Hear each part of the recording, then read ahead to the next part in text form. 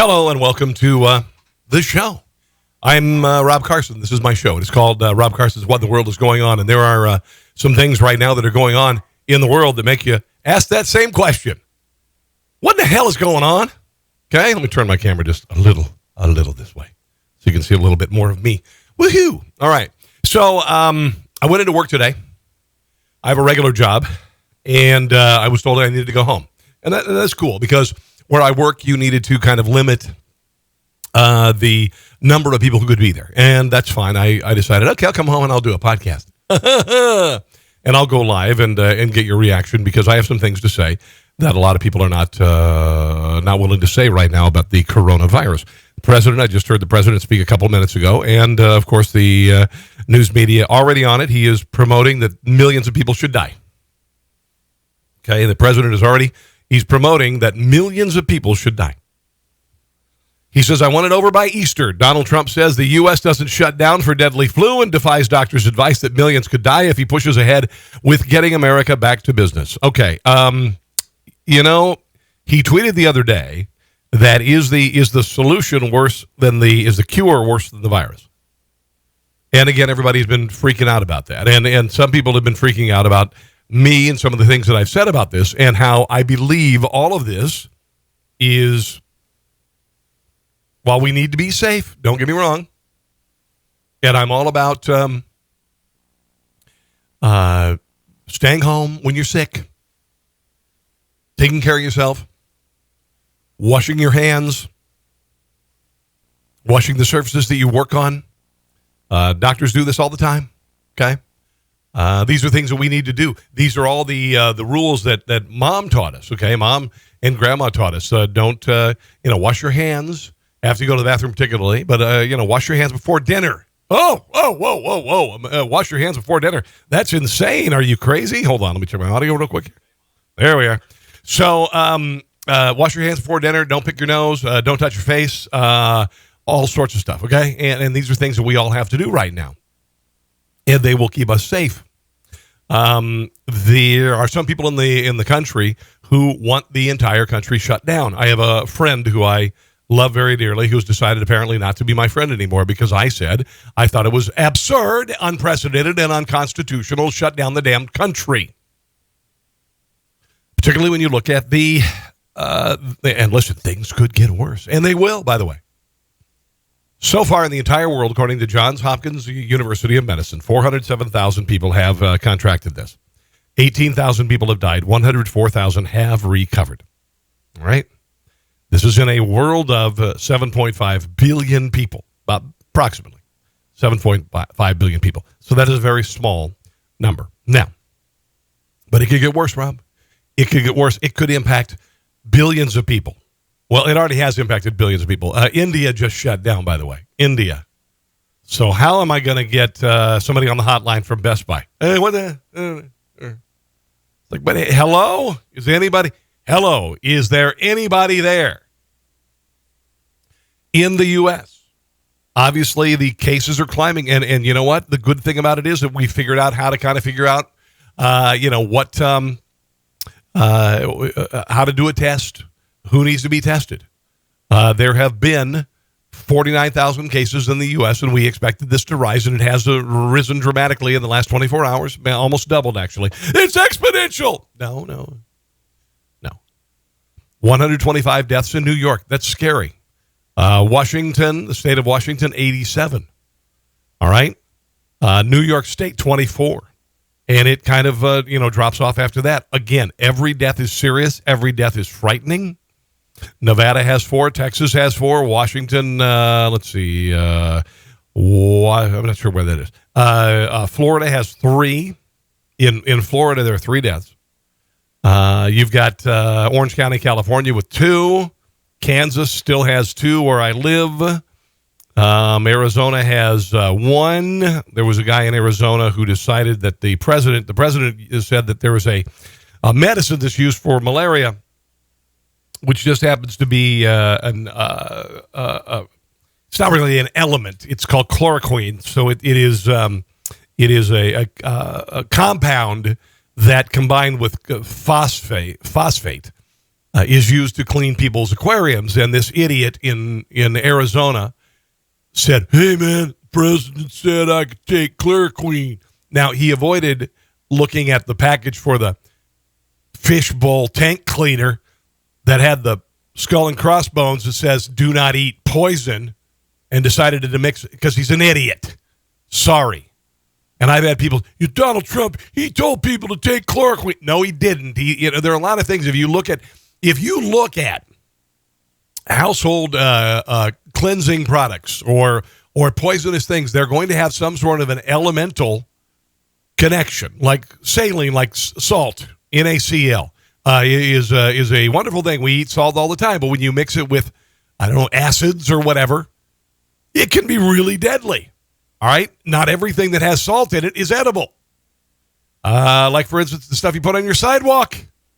All right? So here's the thing, and you guys are all saying Rob Carson is whistling past the graveyard, but here's the deal, guys. We are giving up our freedoms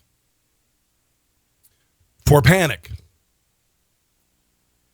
Even if, and when N1H1 affected the United States in 2009, 2010, and I was a part of it, I got sick. And I remember breathing and I could hear bubbles in my lungs because that's what I had, pneumonia, right? And it was terrible. It was terrible. 61 million people got it in the U.S. Depending on who you pay attention to, 12 to 15,000 were killed by it. I'm not seeing comments, so I'm kind of wondering if Facebook has officially taken me down. It very well could be. That's how Facebook is. Let me try refreshing here, because Facebook has shut me down before. They have shut me down before. Okay. Well, that's okay. Here's a new column today, and I'm not meaning to make light of any of this. This is from MSN. MSN is not a right-wing talking point place. MSN generally leans left. There is an article in here by Cindy Ord, and she writes for the Baltimore Sun. She did a column today that says Tylenol soup and the internet can treat most symptoms of COVID-19, whether you have it or not. First comes a slight fever, then some coughing and chest heaviness. It might be the flu or just the common cold, or it could be the new coronavirus that's got the world in a panic. This is MSN, guys.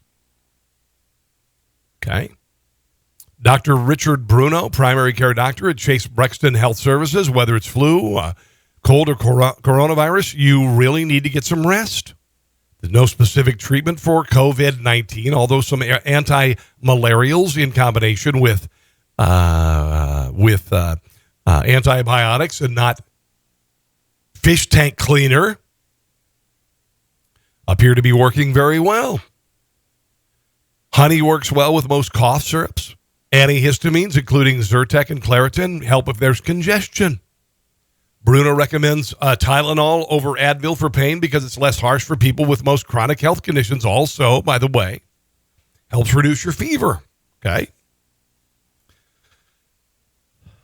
Cover coughs with tissue that you throw away. Wash your hands frequently for 20 seconds each time with soap. Singing the happy birthday song is an option. If you suspect you have it, you have it, don't rush off to the emergency room or even go to the doctor. Call your doctor, a nearby clinic or local health department instead when symptoms start to ask for advice. When symptoms start, ask for advice. The good news, 80% of those with coronavirus have mild to moderate cases and recover well at home. It's like the flu. And guess what? When you have the flu and it gets really bad, you go to the hospital. Same thing, okay? When you start to feel some signs, stay isolated for 14 days. Now, this is after you've been, by the way, diagnosed. Longer if you have symptoms. Stay inside 72 hours past when you last had fever. Other symptoms such as coughing have improved. And it's been 7 days since the symptoms first appeared. This is according to Dr. Letitia Durazi, Baltimore City Health Commissioner. Those with no symptoms who have been exposed to someone with COVID-19 need to quarantine themselves for 14 days to make sure they don't get symptoms. Average incubation period, the time for symptoms to develop is 5 days. They can resurface or surface, I should say, from 2 to 14 days after exposure. All right? Many people will feel well enough to do some activities, and they should be mindful of their recovery and of spreading the illness. Now, does this mean that we have to shut down the entire country? No.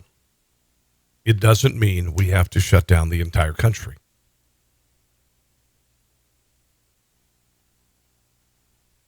We are risking a catastrophic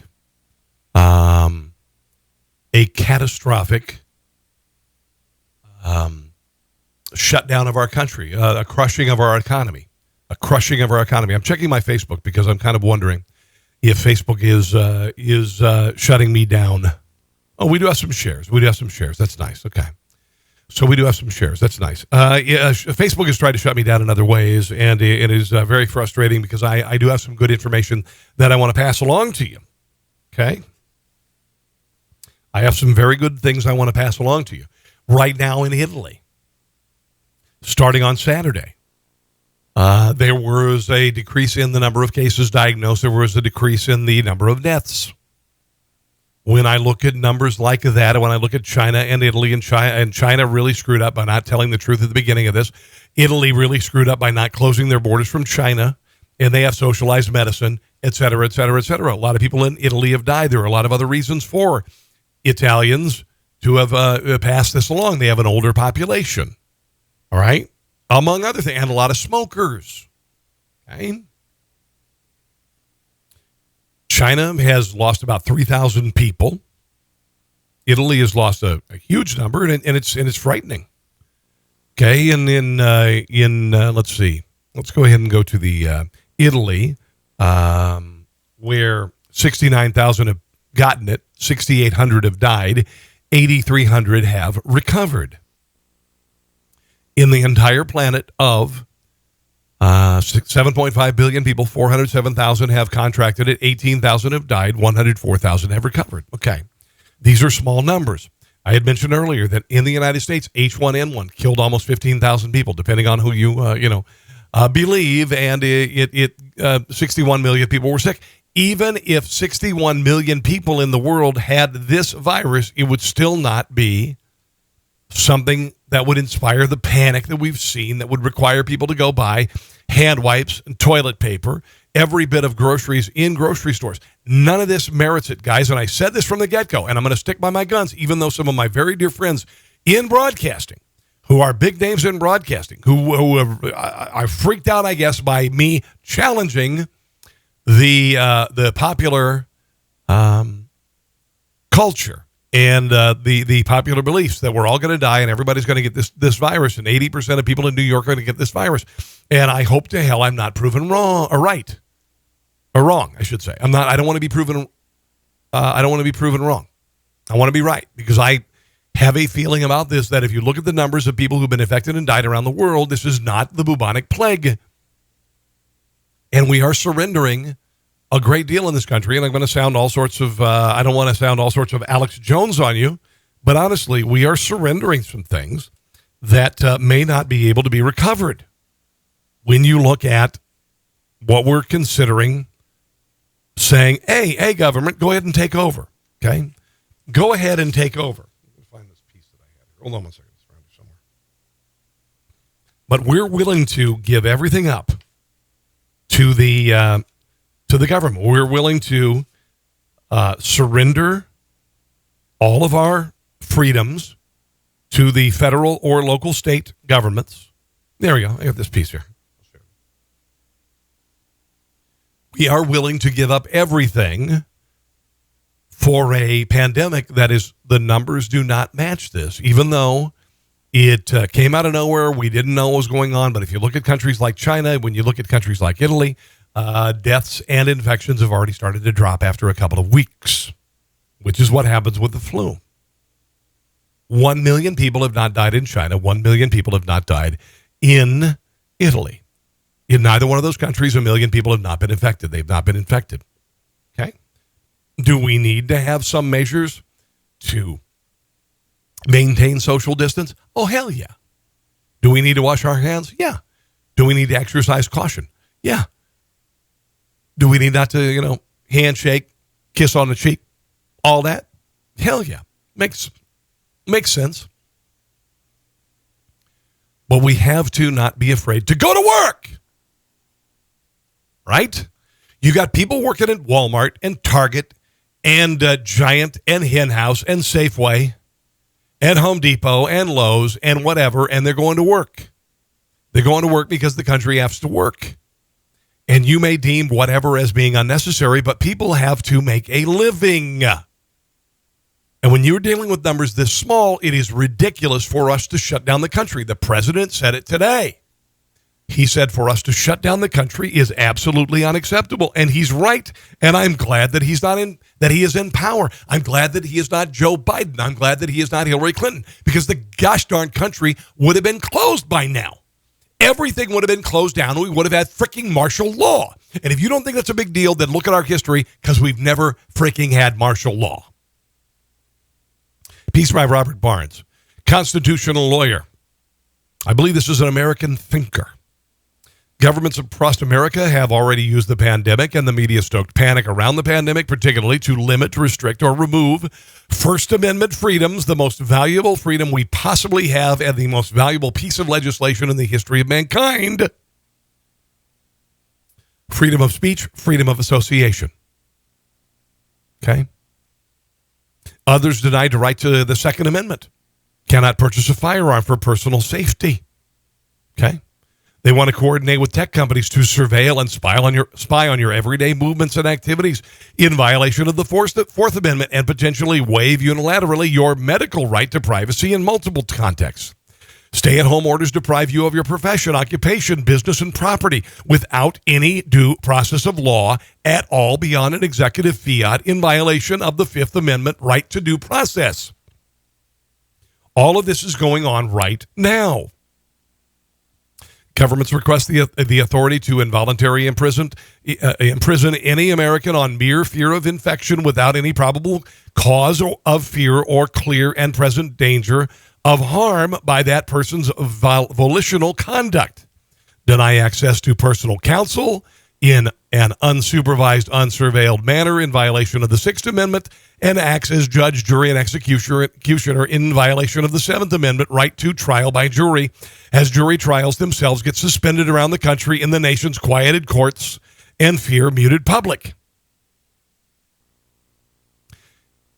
The real pandemic threat is here. It's the panic that will quarantine our Constitution. Again, this is from Robert Barnes, constitutional lawyer. You can follow him at Barnes Law on Twitter. Places like little towns in Missouri, New York, California, Illinois, Pennsylvania, stay-at-home orders. Other governing officials recognize the dubious lawlessness of these orders, but remain outliers. Remember the Hong Kong protests? They're gone. Remember the yellow vest protests? Soon to be gone. Seen any protests in American streets today? No. A pandemic is here. Protests gone. Constitution quarantined. We have to realize how important this is, guys.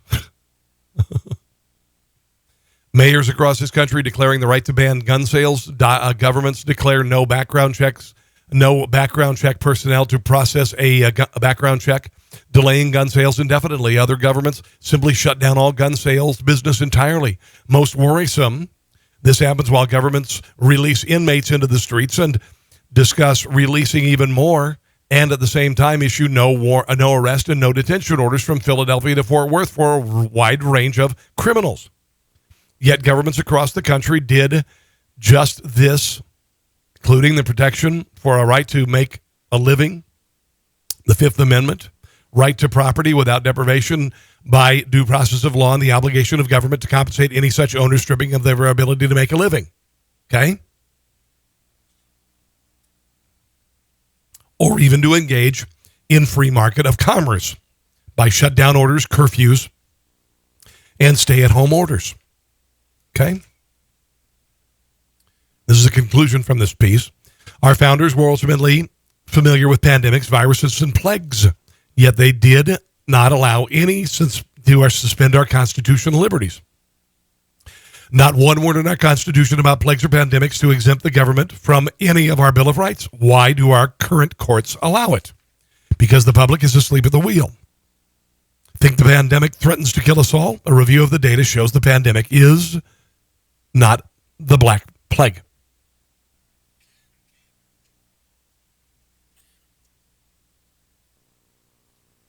So, I believe that we are overreacting to this. I want to go to work. I want the choice to go to work. If you don't want to come and go to work with me, if you don't want to buy a product that I have, then you don't have to go.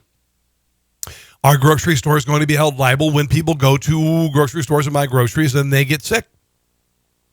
I work at a car dealership, okay? My car dealership is terrified of being sued because somebody at the dealership might have the virus, I guess, and people will freak out if somebody gets the virus, blame the car dealership, and sue the car dealership, okay? Buying a car is a necessary thing. I know that. This is all nonsense. This is all falderall. Let's hear a little bit from the president. And we have some fun things we're going to get into as the show progresses, but right now we're doing the serious stuff. Here is the president. I want to get into this nonsense BS bill by the House. The Senate had a bill that was voted down yesterday. Nancy Pelosi came up with a bill that has a lot of crap in it. I'm going to get into all of the crap that it has in it, including $35 million for the Kennedy Center of Arts. I will get into that. The Kennedy Center. The Democrat Party has decided to make it into a giant porculus bill rather than helping the American people. And the president has said, you know what, really? No, I don't think so. That said, let's hear a little bit from the president, ladies and gentlemen. For those of you who are feeling alone and isolated, I want you to know that we are all joined together as one people, eternally linked by our shared national spirit. We love our country, a spirit of courage and love and patriotism. No American is alone as long as we are united, and we are united. We're very united. People are saying things now that 3 weeks ago, they didn't talk that way. We're very united. No force is equal to the strength of a unified America, Thank you. United America, Yep. an America like we have it right now. For those worried and afraid, please know as long as I am your president, you can feel confident that you have a leader who will always fight for you, and I will not stop until we win. This will be a great victory. This is going to be a victory. And it's going to be a victory that, in my opinion, will happen much sooner than originally expected. Now, the media is all over him for this. For expressing any ray of hope is absolutely wrong for a number of reasons. A, ratings. If you don't have anything, you remember the expression, it bleeds, it leads. If it bleeds, it leads. It has to be bad. Everything has to be really, really, really, really bad.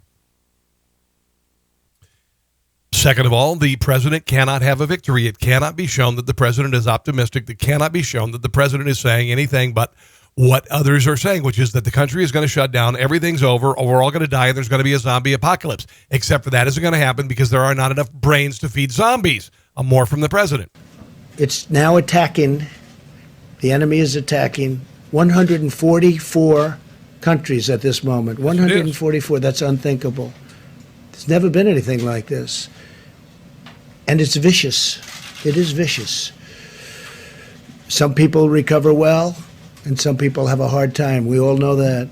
But we will be totally victorious. We will then get our economy up to a level that it was, and in my opinion, beyond, because that will be a pent-up demand. There is a pent-up demand. Yep. And a lot of great things will happen. But I'm very proud of our country. I'm very proud. I'm very proud to be your president. And now, that's not going to fly very well with people on the left side of the political equation because He's very proud of his country. People on the left are not. The country was founded on slavery by privileged white men. The people on the left hate the country from the get-go. This is not going to resonate with them because they don't think the country is great. They are not proud of the country. Here's a little bit more from the president about just being positive and how, and I think this is amazing because there's so many doom and gloomers. There are so many people who are down on the country, hoping, and I do believe there are some people who are hoping this pandemic continues to sicken people through November because I do not doubt that one little bit. Democrats have been wanting to take down this president before he was even inaugurated. After the vote was won. Here's more positive from the president. This featured on CNN. Thankfully, all throughout the country, we're witnessing extraordinary acts of compassion, benevolence, and unity. Construction companies are donating masks by the hundreds of thousands, manufacturing workers. The good people of this country, when things like this happen, it brings the good out in them even more. The good is always there. Bad people, they continue to be bad. They hoard toilet paper and they throw rocks at the president. Are transforming their assembly lines. Citizens are volunteering to deliver food and medicine. Love it. To the elderly. We're truly seeing America at its best. We're really seeing things that people never thought even could happen. Frankly, we never thought this could happen.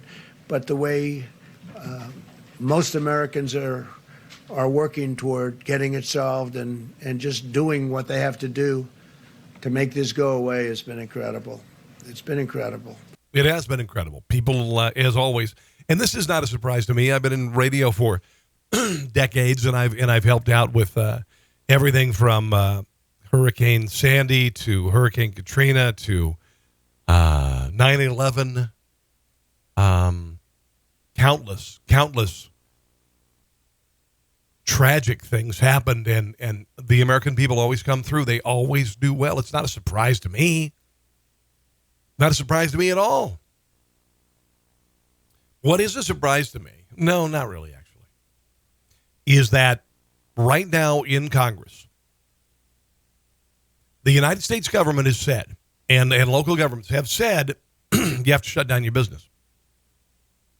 Governments have said that you are a non-essential business, then you have to shut down. Your business is closed. You will not be able to make a living. You who wait tables, you who do whatever, will not be able to make a living. My salary is going to be cut dramatically.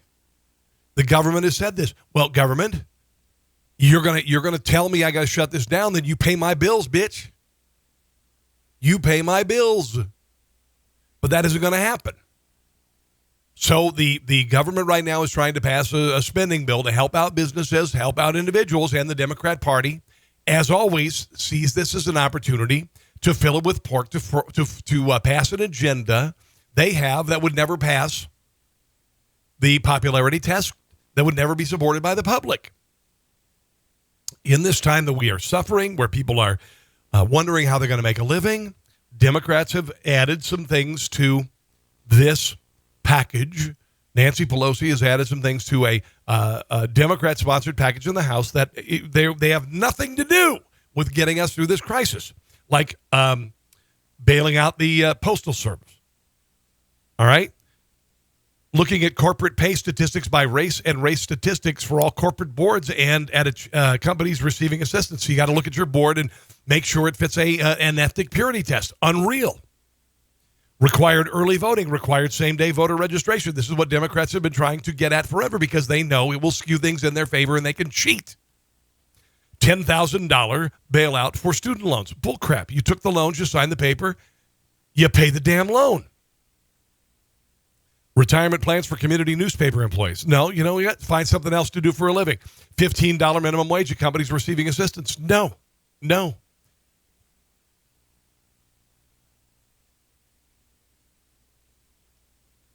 Full offset of airline emissions by 2025. Absolute crap. This is that idiotic new Green Deal that they want to pass that nobody is interested in, but they're going to get it through this. Permanent paid leave at companies receiving assistance. No, you can't do that. There are things in here that make no sense whatsoever, and they should be thrown into the woodpile. And Donald Trump is saying it's not going to happen. Not going to happen. Republicans had a deal with until Nancy Pelosi rode into town for an extended vacation. The Democrats want the virus to win. They are asking for things that have nothing to do with our great workers or companies. They want open borders and Green New Deal. Republicans should not agree. And I agree with that. There are some people who have their hackles up. And as we speak, they are voting on another bill, I believe. But this is Lindsey Graham. This is the angry Lindsey Graham talking about how the Democrats are porking up this bill to get things done that Congress and the American people would otherwise never approve. You see this as an opportunity to do things you couldn't do otherwise. Republicans see this as an opportunity to do things that have to be done now to save lives. I have never been more disgusted. Me too. Since Kavanaugh. Or 9/11. You tried to destroy a good man's life just to keep the seat open. They did that with the stimulus package, the same thing, guys, by the way. They did the same thing with the stimulus package. They threw a bunch of stuff in there that they would never pass otherwise into a giant omnibus spending bill, and it did nothing. And close friends of mine in the House have publicly said this is an opportunity to reshape the country and our image. It's not going to happen. We didn't let you destroy Brett Kavanaugh's life to keep the seat open, and we're not going to let you turn the country upside down to shape it in your image.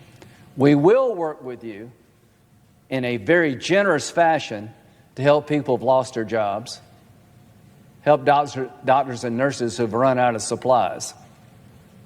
Shame on you. Has nothing to do with $35 million going to the Kennedy Center. Shame on you for coming in at the 11th hour, taking good faith negotiations, and throwing them in an ideological ditch. Thank you very much. Here's a little bit from Senator Ted Cruz. The famed quote from Rahm Emanuel, President Obama's chief of staff: never let a good crisis go to waste.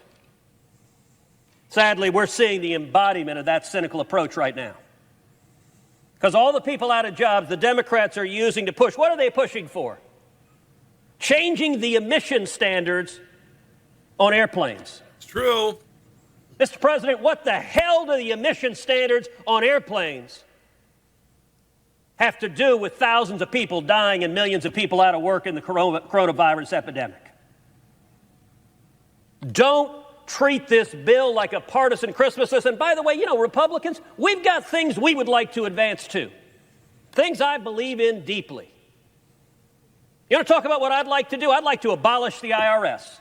Me too. I've campaigned on that all over the country. I'm going to continue fighting for that. But, Mr. President, I'm not standing here with an amendment saying, as part of this emergency relief, let's abolish the IRS. Amen. There's a place for that political and policy discussion. The Democrats are pushing wind and solar tax credits. Mr. President, what in the hell does a windmill have to do with this crisis? Nothing. Other than there's some Democratic lobbyists getting fat and rich, and they're willing to extort a crisis to try to advance their political agenda. Amen. Mandates on corporate board diversity. Yeah. So these are Democrats that want to social engineer. Now listen, I actually have a lot of problems with corporate boards. I think we have far too many corporate boards that are docile and do what management wants. That's a serious problem. Thank you. A lot of discussion about stock buybacks. I'll tell you what I get concerned about stock buybacks is when you have compensation agreements in place that the executives get rich if they get a short-term boost in share price, and it ends up hurting the shareholders. So I'd love to see actually more vigorous boards of directors that make sure that you're not creating incentives to game the stock price. That's a okay, and this is when he's talking about people, corporations getting money from the government, and instead of helping their employees, buying back stock from the company as it is slumped, okay, as it has slumped. The employees don't get anything from this. The corporate boards don't do anything about it. And consequently, executives of corporations become rich even though we're in the middle of a crisis. So we need to know where that money goes. The Democrats voted down a spending bill the other day. That's why we're on to this next one, Nancy Pelosi's bill, which is going nowhere. The president panning it, coming up with another one. But this is what the New York Times, Ted Cruz talking about the New York Times and how they presented, and the original bill did not have this kind of pork in it. Nancy Pelosi bill did. Not saying the original bill did not, the one that was defeated in the Senate the other day. But this is how the media treated it. Every single Democrat in this body voted to block consideration of this bill. Now, for those of you at home who are not poring over a Senate procedural matter, what does it mean to vote to block consideration? Doesn't mean they voted against the bill. It means they voted against even starting to take it up. The New York Times headline moments afterwards said, Democrats block $1.7 trillion stimulus bill. Well, wait. That would blame the Democrats, right? Of course, that headline had the fault of being accurate. Thank you. And so within minutes, the New York Times changed it to Democrats block $1.7 trillion stimulus bill, citing worker concerns. Yeah. Soften the blow a little bit there, yeah. But then apparently the partisan leanings in the New York Times were too strong for that. And so they revised it a third time to say partisan division halts discussion of the bill. No, it wasn't partisan division. It split the blame, you say. It was one party, the Democratic Party, saying to this chamber and the American people, hell no. We won't even take this up and discuss it. At a time of crisis, at a time when people are dying, that's wrong. That's shameful. But there is a party in this country that has no shame, and it starts with a D and ends with an Democrat. Here is Senator John Kennedy talking about the porking up of assistance for people who need it the most. You know what the American people are thinking right now? They're thinking that the brain is an amazing organ. It starts working in a mother's womb, and it doesn't stop working until you get elected to Congress. You know what the American people are thinking right now, Mr. President? They're thinking that this country was founded by geniuses, but it's being run by a bunch of idiots. You know what the American people are thinking right now, Mr. President? I do. They're thinking, why do the members of the United States Senate continue to double down on stupid?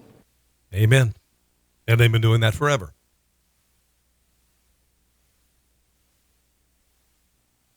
I'm not afraid of this. Are you afraid? Are you afraid?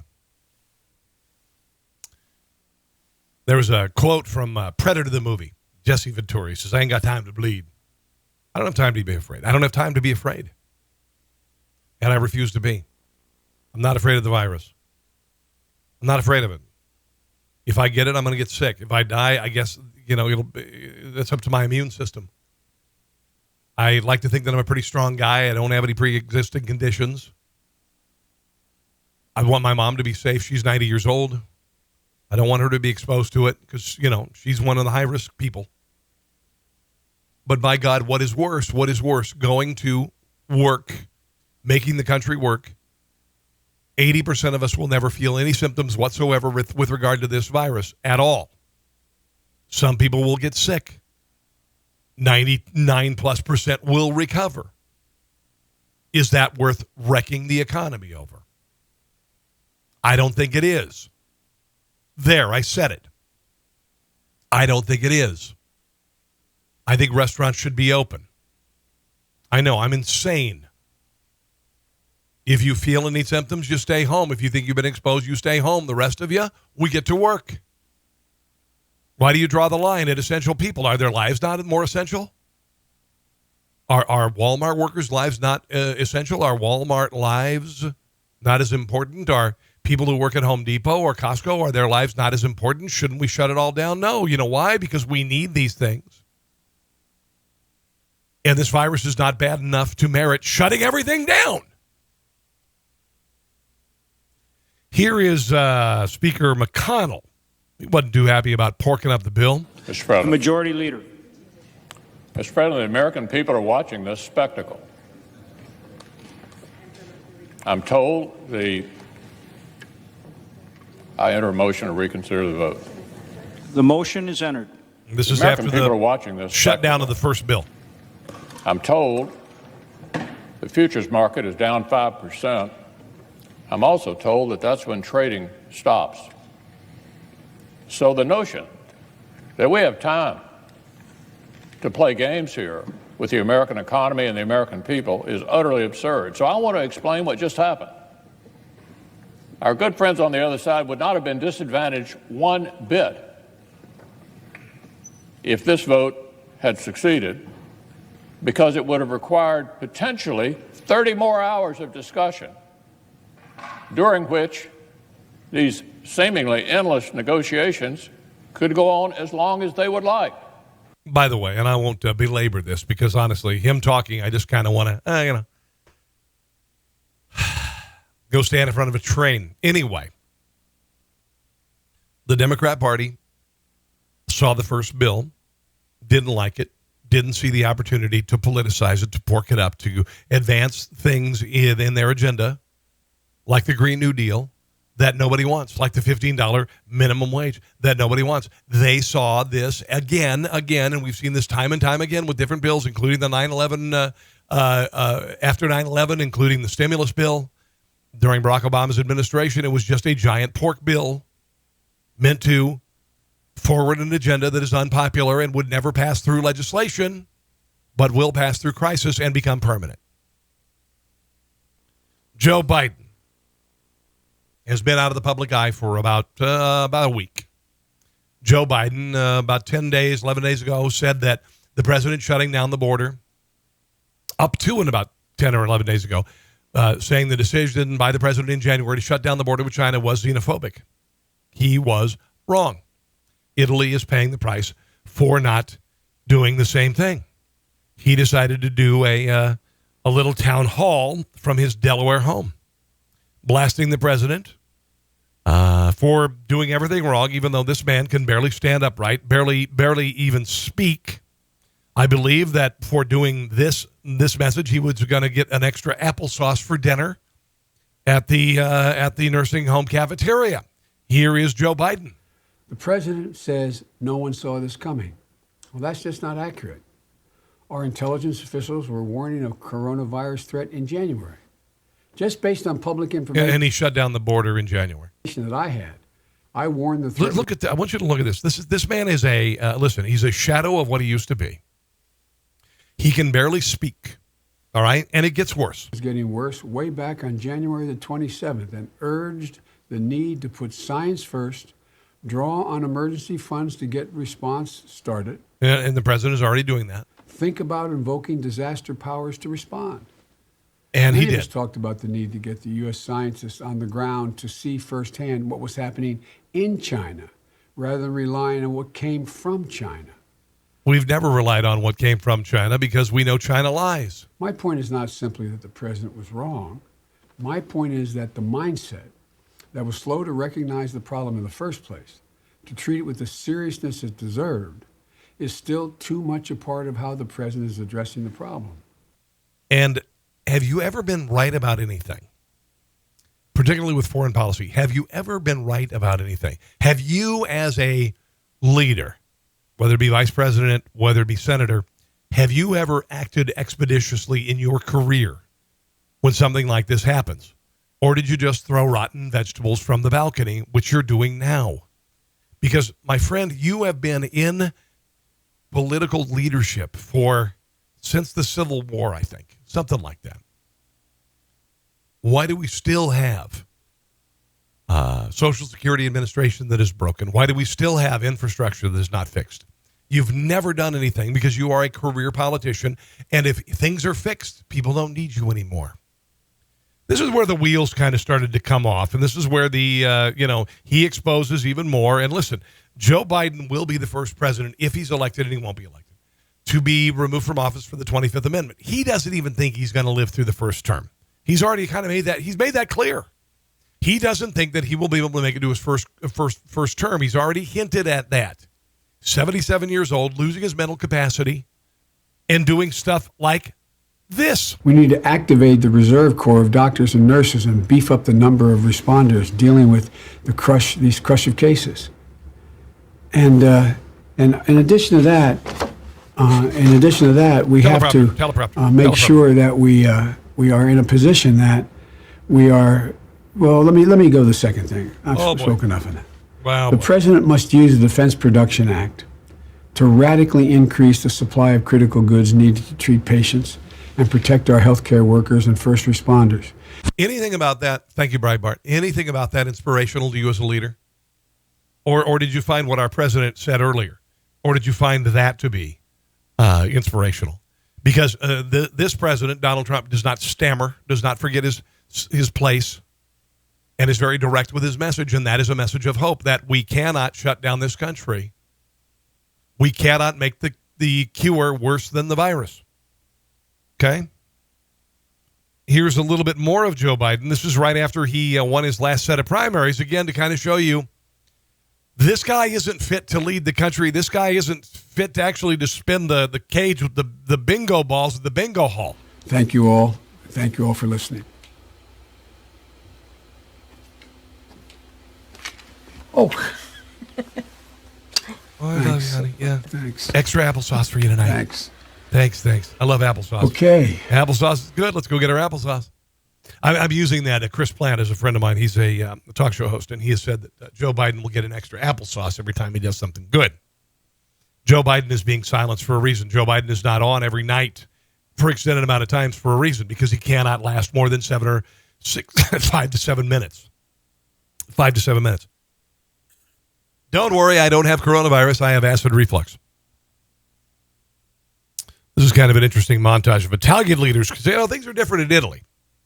In Italy, Italian mayors and regional presidents are losing it with people violating quarantine.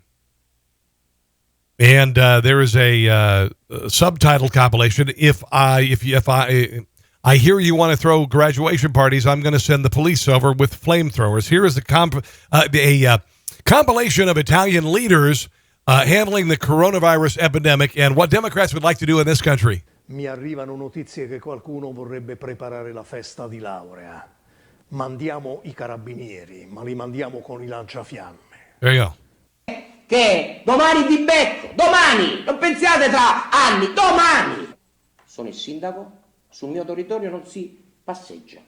Non vi posso impedire formalmente di uscire da casa? Bene, vi impedisco di passare sul suolo pubblico. Wow. Allora mi rivolgo a voi, ma dove cazzo andate? Dove andate con questi cani che hanno la prostata infiammata? E voi, non è previsto il ping pong? You can't play ping pong. Potete giocare a ping pong? What are you doing to playing a ping pong? I know the table is more than the 6 feet, but you're playing a ping pong. Go home and play some video games. Sit next to each other on the couch. Siccome io sono il sindaco di questa città, in questa città il decreto lo faccio rispettare io. Quindi, se ne deve andare a casa. There are two people out there. Those two people. Really, I mean, you want to separate the two people because they're really not spreading anything because they're just playing a ping pong. Non vogliono escludere. Tutti, dovete stare tutti a casa. Deve andare. Non si può stare in mezzo alla strada. You can't be in the streets. You've got to be home. Look, there's nobody else around. There's no chance of spreading any of this. This is what Democrats want in this country. A casa. A casa. La mazza, le fidanzate con la mazza ci vogliono. Che cazzo di parrucchiere che vanno in casa? Getting in mobile hairdressers. No idea what that's about. What the F is that for? Cioè, ma l'avete capito che utavuto chiudono? L'avete capito che chi cazzo ti andava per questi capelli aggiustamento utavuto? Wow. That's pretty epic. That is pretty darned epic. Wow. What do you think you're doing? Oh, wow. It is interesting because I can actually take my dog to the dog groomer, but I can't get a haircut. What kind of sense does that make? I could take my dog to the dog groomer, but I can't get a haircut. Unbelievable. I want you to notice above me here, this is some numbers. Salvation Army is 800-728-7825. 728-7825. City Union Mission, if you're in the Kansas City area, is a great organization. They help homeless people, sick people. They're wonderful, wonderful people. 816-474-9380. 816-474-9380. The WHO has launched global mega trial for the most promising coronavirus treatments. This includes this chloroquine. Chloroquine is working. It has worked with a number of people. I have stories about chloroquine used with antibiotics and actually working brilliantly, working absolutely brilliantly. Florida man diagnosed with coronavirus. He says he was saved from certain death by the anti-malarial drug touted by as the possible treatment by President Trump. Rio Gardineri. Yeah, Gardineri, 52. Said he struggled with horrendous back pain, headaches, cough, and fatigue for 5 days after catching COVID-19, possibly at a conference in New York City. So Trump said that he was instructing the FDA to fast-track testing of this product. It's being tested in New York today. Okay. Gardineri says he gave me all the reasons why I would probably want to try it because there are no trials, there's no testing. It was not something that was approved. He agreed and authorized the use of it 30 minutes after the nurse gave it to him. Says about an hour on the IV medicine, I felt like my heart was beating out of my chest. 2 hours later, he felt like he was having trouble breathing. I know, I get it. Scary. He was given Benadryl, some other drugs. When he woke up at 4:45, it was like nothing ever happened.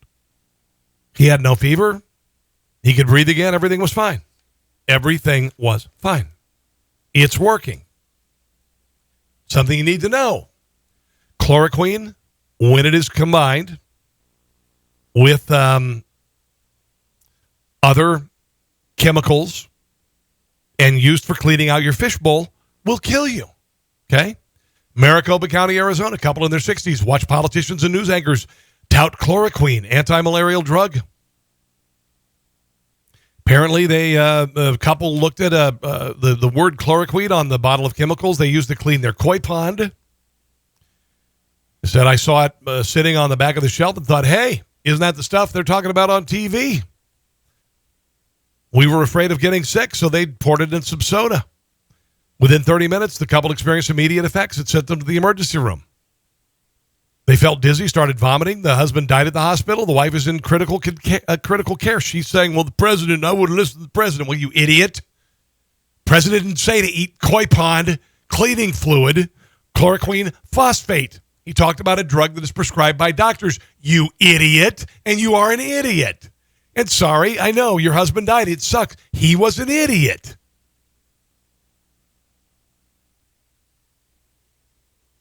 Given the uncertainty around COVID-19, we understand that people are trying to find new ways to prevent or treat this virus, but self-medicating is not the way to do, particularly if it's not medicine, if it's poison.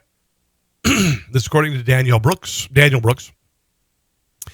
Poison and Drug Information Center medical director. Hospital they went to, they said the last thing that we want right now is to inundate our emergency departments with patients who believe they found a vague and risky solution that could potentially jeopardize their health. Online hoaxes have inaccurately and dangerously suggesting drinking bleach, dousing skin with chlorine, and consuming colloidal silver. Thank you, Alex Jones and Jim Baker. WHO has busted more than a dozen myths on how to prevent, treat, or cure the virus. Drinking the koi pond or aquarium cleaning solution that just happens to have chloroquine in it will kill you. Okay? It will kill you. And if you do it as an adult because you think the president said, ooh, chloroquine, I could take that, then you are an idiot. You are an idiot. Sorry. You're stupid. Been a lot of debate about this Dr. Anthony Fauci, who's working with the president. He is poo-pooing any sort of disagreement he's having with the president, pardon me, about a variety of things. The president said, when can we have a vaccine ready? Oh, we can get that done soon. This doctor says, no, it'll be a year. The president says chloroquine. This doctor says we have to have clinical trials, et cetera, et cetera, et cetera. We know that chloroquine has worked brilliantly in Africa to get rid of malaria. We also know in countries like Australia, in cities like New York now, people are being cured of this virus with chloroquine combined with antibiotics. It's working. Here is Anthony Fauci talking about the disagreement he's had with the president, and not so much. You said this week On Face the that Nation, you by the way. differed from the president in his assessment that a combination of two drugs, hydrochloroquine and azithromycin combined, could have the outcome that he described to the public they possibly could. Who is the president listening to? And do you see a concern here that those drugs could become basically oversubscribed, and there could be a shortage that could impact people who have persistent medical issues like lupus and need those? Okay, so Margaret, there's an issue here of where we're coming from. The president has heard, as we all have heard, what I call anecdotal reports that certain drugs work. And we're going to find out very soon that they aren't anecdotal because they are working. So what he was trying to do and express was the hope that if they might work, let's try and push their usage. I, on the other side, have said, I'm not disagreeing with the fact anecdotally they might work, but my job is to prove definitively from a scientific standpoint that they do work. So I was taking a purely medical scientific standpoint, and the president was trying to bring hope to the people. I think there's this issue of trying to separate the two of us. There isn't fundamentally a difference there. He's coming from it from a hope layperson standpoint. Okay. I'm coming from it from a scientific standpoint. Not uncommon because the president is not a doctor. My wife just texted me. She says, you're being a D word for Richard. I'm saying I'm not. If the president says that chloroquine has been used with antibiotics around the world and it's showing promising things, it doesn't mean that you can have chloroquine phosphate, which is on the label of the fish tank cleaner that you have at home. Okay? Does not mean that you can drink that. There's a little poison thing on there. It says don't drink. And as an adult, you should know better. Is that better? It is amazing. I'm not meaning to be strident here. I'm just saying that if somebody, and this man's wife said, I'm not going to listen to anything the president says, we shouldn't say you listen to anything the president says. That's what she said. Because he told me to take chloroquine phosphate. No, he didn't. He said chloroquine, which is being used to treat malaria, is showing promise around the world. And it is. You choose to say, hey, there's chloroquine on the fish tank cleaner, chloroquine phosphate, despite the poison warning on it, dumping a household cleaner into soda, drinking it, thinking that it was going to make you better. That makes you an idiot. I'm sorry. Or a D word for Richard, like my wife just called me. Not uncommon. There was a time and a place for, and I believe in being civil. There is a time and a place for saying the truth. It should always be there. But if somebody does something like this, then I'm not going to mince my words about it, particularly if you blame the president and say that the president, you should not believe the president because you were stupid. Sorry. You and your husband got sick because you immediately assumed for some odd reason, because a chemical compound that just happens to be part of a prescription that is available in a poisonous chemical that you put in your koi pond is somehow medicine. Sorry. It's kind of like that, when you see stupid ways people die. Why do they have a website? Why do they have a TV show? Stupid ways people die, because people do stupid crap. And, you always the subject Darwinism, right? Darwinism. You're too stupid to live. I'm not saying you're too stupid to live, but honestly, what were you thinking? And don't try to blame anybody else because it's your fault. You made that decision. You made that really stupid decision to consume poison, thinking that because, hey, there's a word in it that is a medicine for malaria that appears to be working around the globe. It just happens to be on the poisonous compound that I clean my fishbowl with. So I'm going to go ahead and just drink the poisonous compound. You know what I'm saying? Here is Mario Cuomo, governor of New York, and he has ordered chloroquine, several other chloroquine, Corinavir, also it's not amoxicillin, but there's another antibiotic, and he's ordered tens of thousands, hundreds of thousands of dosages because they are beginning clinical trials today, and they're already showing that this combination, depending on the person, is literally wiping out the virus like in hours, okay? Here is Mario Cuomo actually supporting the president and his decisions. President Trump did deliver yesterday. I put forth a series of requests in the morning. He did the briefing in the afternoon, and he responded to those requests. That's government working. That's government working quickly, and I thank him for it. It makes a big difference to New York. We're getting those emergency hospitals, the Javits hospitals, for example. Those are 1,000 beds right there with the equipment, with the ventilators, and with the staffing. So that's a big deal. The president declared what's called a major disaster declaration that allows FEMA, Federal Emergency Management Agency, to help us. There's normally a 75-25 split between the cost of those services. The federal government pays 75, the state pays 25. I said to the president, I can't pay the 25. We just don't have those kinds of resources.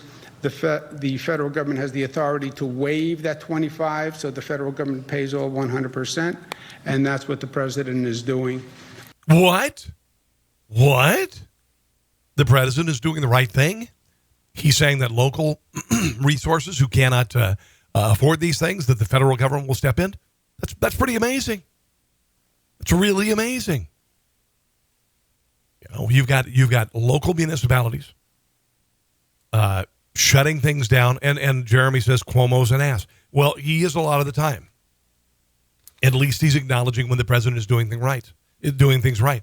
Now, Bill de Blasio is an ass all the time. Mario Cuomo's an ass most of the time. Is that okay, Jeremy? Mario Cuomo is at least acknowledging when the president is helping. Bill de Blasio, not so much. So, Mayor Bill de Blasio is going on cable news giving updates on the coronavirus situation. He unfailingly makes sure to get in a few jabs blaming Donald Trump for all of our woes.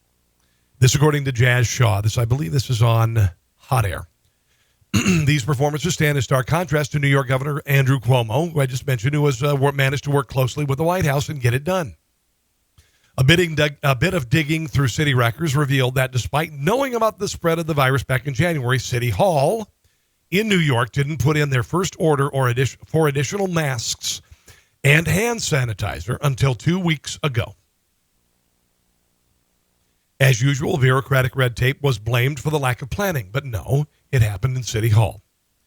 Mayor Bill de Blasio has blamed President Trump for the city's severe shortage of COVID-19 supplies, and even City Hall didn't put in its order for emergency protective gear until March 6th, according to the New York Post. City officials waited for over 2 months after the coronavirus outbreak first hit China to start emergency procurements of masks and hand sanitizer, putting in orders on March 6th and March 10th, according to the city's comptroller's office. So this is on Bill freaking de Blasio, who was running for president, who wanted the president thrown out of office, while he did nothing. Our city is the epicenter of this outbreak in the United States, and we are lacking supplies because the mayor didn't notice until 2 weeks ago, filmed City Councilman Chaim Dutch. Chaim. Bill de Blasio is to blame.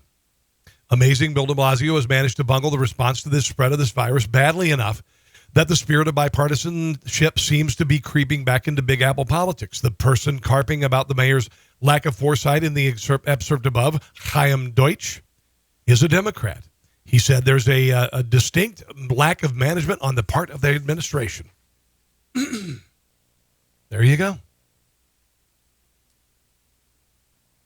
Ken Langone, I believe this was on MSN, was talking about the people touting the single-payer system and how it's supposedly so glorious and how it has completely failed in places like Italy. Everything I see here makes me feel proud to be an American, very proud to be American, and very proud to be a capitalist. Of course, this is on CNBC. I would be remiss if I didn't take advantage of an opportunity. You want a one-payer system? Go over to Europe and see what you get with a one-payer system. Yeah. We've got the best healthcare system in the world. Can it be made better? Yes. Will it be made better? Yes. But let's not throw the baby. Do you suppose that the single-payer system would have allowed chloroquine testing to happen in New York today? Yeah, with the bathwater. We're proving how precious our healthcare system is in America. Lilly, a couple of weeks ago, announced a major effort on research. Roche, you go right, Pfizer, all these companies are putting forward everything they've got to address this problem. They pushed everything else aside. Thank you, private industry, and not socialized medicine.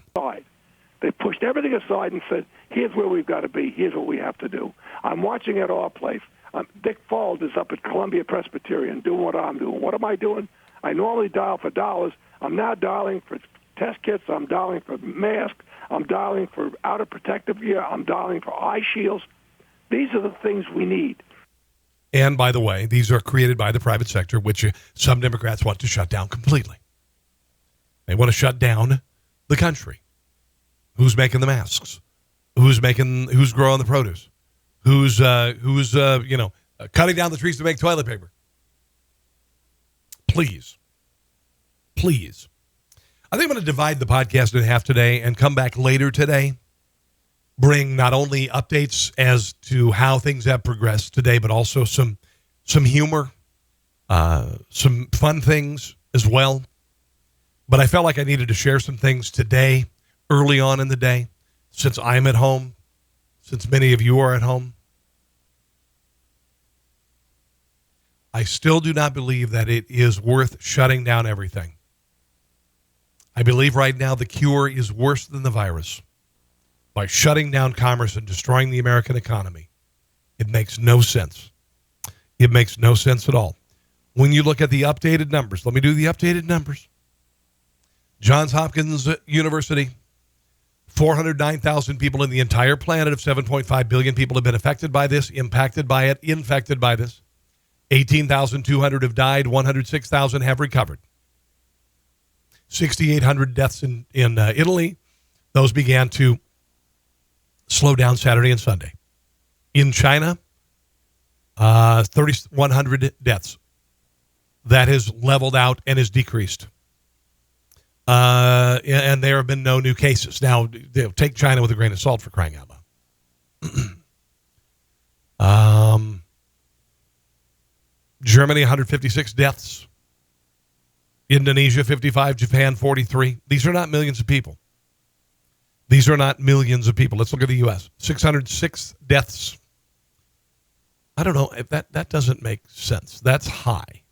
But I'll look into it, guys. 50,000 have been confirmed. It's going to go up. 50,000 people right now in this country, as deaths begin to drop in other parts of the world, 50,000 people in this country have gotten the virus, tested positive for it. All right? Does this mean that 80% of us have the virus and just don't show symptoms? No. But 80% of people who have it don't show symptoms, and a very small percentage goes to the hospital.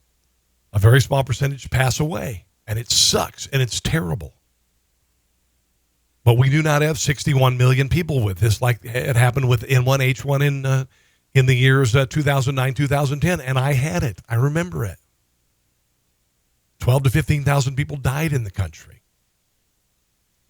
So what I'm saying is be safe, wash your hands. If you get symptomatic, stay at home. If you get really symptomatic, call a doctor, get advice. Be strong. We've got to be strong through this. If you have the opportunity to do something good for somebody who can't help themselves right now, then do it. Okay. I'm going to be back tonight. I think I'll be back probably about 6 o'clock today with an update on what's happened today. I still stick by my guns. I do believe that we should have people go to work. Okay. Health clubs, I could see, to some degree, closing them down, cleaning them up, all that. But some things are going to be happening that are very positive, and I believe in a big hurry. And despite what my good friends in the media who've been in it forever, who have nationally syndicated talk show hosts who are terrified, I think that I'm even saying this. There's something, again, askew about a virus that's only afflicted this many people worldwide and the reaction to it that could ruin our country. All right? So, hang in there. I made chicken soup today. How about you guys? I will see you later. If you would, please share this with other people. Share this show with other people because I think it's a good show. It's worth sharing. I think there's a lot of valuable information here, and there will be more later as well. In the meantime, if you want to write me personally, carsonontheradio@gmail.com. carsonontheradio@gmail.com. Subscribe to my YouTube channel, which is Rob Carson Show. Rob Carson Show. On Facebook at Rob Carson or Rob Carson Show, and on Twitter at Rob Carson. Blah, blah, blah. Just look up Rob Carson. I'm here, okay? God bless you. Talk to you soon.